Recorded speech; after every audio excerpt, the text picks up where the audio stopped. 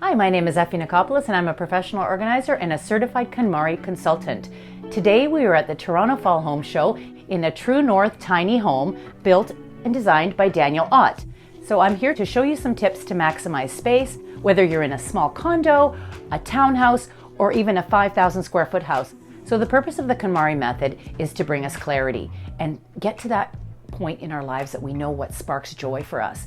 And what decluttering does is it helps us create space, it makes us feel lighter, and it helps us define and understand those things that we want in our lives right now and to bring forward with us. So one of the challenges when you're in a tiny home is, where do I put my things? And because there are no closets or drawers in here, the challenge in this home is, where do people put their clothes? So what we've done is we've allocated some space in the kitchen, and everyone gets a drawer. If there are two people, each person gets a drawer, and that's where they'll put their things.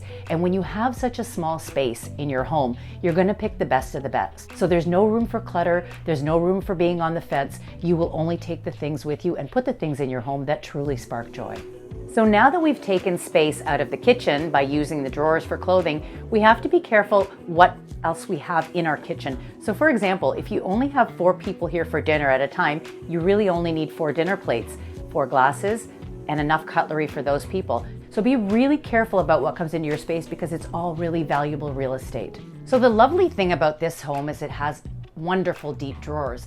But in order to keep things from getting all jumbled up, I like to use from Diamond their kitchen bins. It keeps the like items with likes and helps keep them organized, and I know where everything is because everything has a home to go back to. Marie Kondo suggests that we keep our counters clear, and that makes for more efficient cleanup and it makes it look less cluttered. And in a small space such as this, it's even more important, because even a few pots and pans could look very cluttered and chaotic.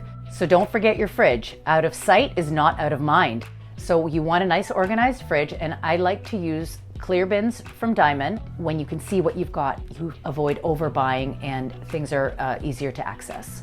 So now that you have all this empty space, what do you fill it with? Well, you don't have to fill it with anything, but if you have some sentimental items that truly spark joy for you, put them out. They are way better out for you to enjoy and to personalize your space rather than sitting in a box and collecting dust.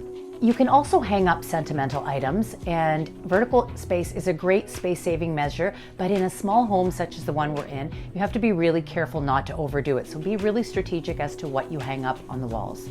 So now that you've maximized the space in your tiny living home and you've got it to where you want it, I'd like to leave you with a couple of thoughts. Your bedroom is sacred. That should be your sanctuary, and try not to bring things that don't belong in the bedroom. That's where you sleep and rest and recuperate. Your living room, in that same vein, should be a place where you live, and it shouldn't be a place where you store things, and it shouldn't be a storage unit. Not only will your home look better, but it will feel better, and you will feel less stressed because you know where everything is, and everything will have a home. And your home should be a sanctuary. We should all think about what sparks joy in our lives, and we can all benefit from the life-changing magic of tidying up.